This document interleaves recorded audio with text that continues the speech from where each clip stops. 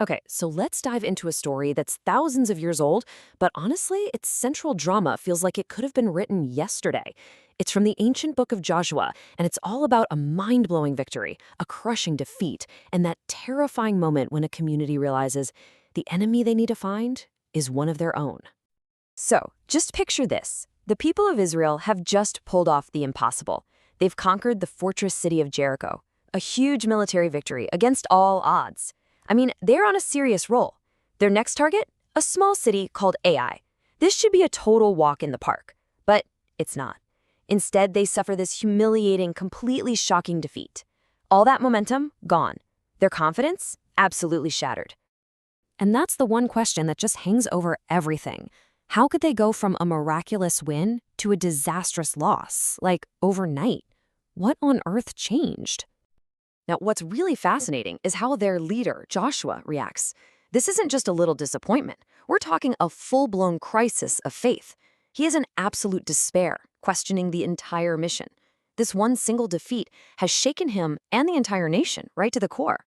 So this kicks off an investigation, and it becomes clear really fast that the problem wasn't bad military strategy or a lack of strength. Nope, the reason for the defeat was hidden. Something was corrupting the community from the inside out. And here's where the storytelling is just, well, it's brilliant. We, the audience, we're let in on the secret right from the get-go. We already know who's guilty. This little trick, it's called dramatic irony. It completely shifts the tension. The question isn't who did it. The real question is, how are they going to find him? To really get what's happening here, you have to wrap your head around this key idea, corporate guilt. It's this ancient concept that in this covenant community, they were all seen as one body, an indivisible whole. So the secret sin of one person could bring serious consequences down on everybody. One person's choice literally affected the entire nation. And this isn't just implied, it's stated directly. God doesn't say, hey, one person messed up. He says, Israel has sinned. The responsibility is shared because the covenant was shared. So the crucial point is they can't move forward, they can't do anything else until this internal problem is fixed. The way they find the culprit is just a masterclass in building tension. God sets up this slow, methodical, almost CSI-style process of elimination. Just imagine the atmosphere as this unfolds. First, the entire nation is presented. Then, one tribe is singled out, Judah. From that tribe, one clan is picked. Then, a specific household. You can just feel that circle getting smaller and smaller and smaller until it finally zeroes in on one man, Achan.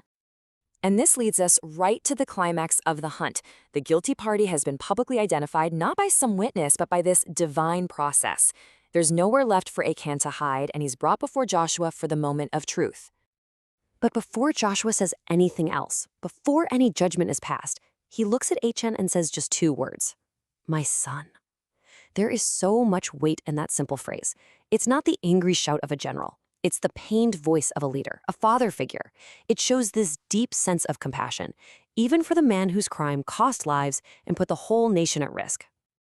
So Achan confesses, and his confession lays out this timeless, three-step blueprint for how temptation actually works. He says, I saw, I coveted, I took. You know, it's the exact same pattern we see way back with Eve in the Garden of Eden. It's a universal progression, right? The eye sees something, the heart begins to want it, and then the hand reaches out and takes it. So what was it that he took? A beautiful robe from Babylon, a good bit of silver, and a solid bar of gold. But here's the critical part. These items from Jericho were all designated as harem, which means they were devoted entirely to God. This wasn't just looting some stuff. In their worldview, this was stealing directly from God, a profound treaty-breaking offense. This whole situation brings up a brilliant contrast that illustrates the power of choice. Just before all this happened, we met Rahab, a Canaanite, a total outsider.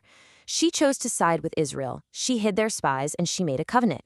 Her choice saved her entire family. Now we have Achan, an Israelite, the ultimate insider. He chose to betray his own community. He hid forbidden plunder, and he broke the covenant. His choice doomed his family. The contrast just couldn't be more powerful. But you know what? The story doesn't end in judgment and despair. After they deal with the corruption in their midst, the narrative pivots in this really remarkable way. moving from failure towards redemption and a second chance. The place where all of this went down, where Achan was judged, was given a new name, the Valley of Achor. Now, in Hebrew, Achor literally means trouble. They forever marked that spot as the site of this national trauma, this deep trouble. But then, something absolutely amazing happens. Much later in the story, the prophet Hosea says that God is going to transform this very valley of trouble into a door of hope. The lowest point, the place of their greatest failure and shame, is destined to become the very gateway to restoration and a new beginning. Just incredible.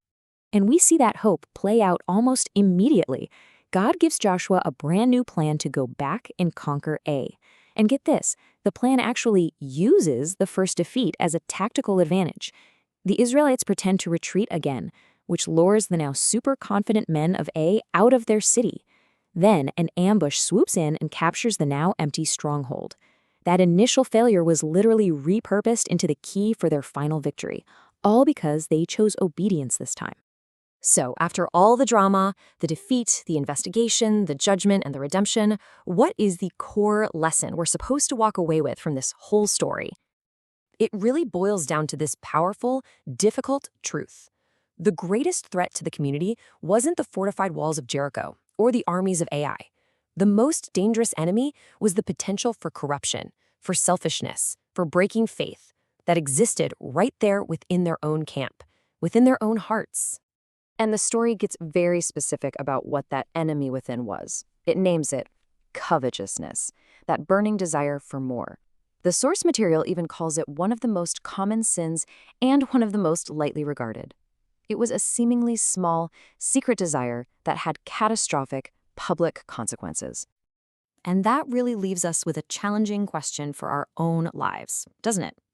Achan's story was driven by his desire for things he saw. We live in a world that is just saturated with ads and messages designed to make us want more, more, more. So how do we navigate that same challenge? How do we find the wisdom to tell the difference between what we truly need and what we just want?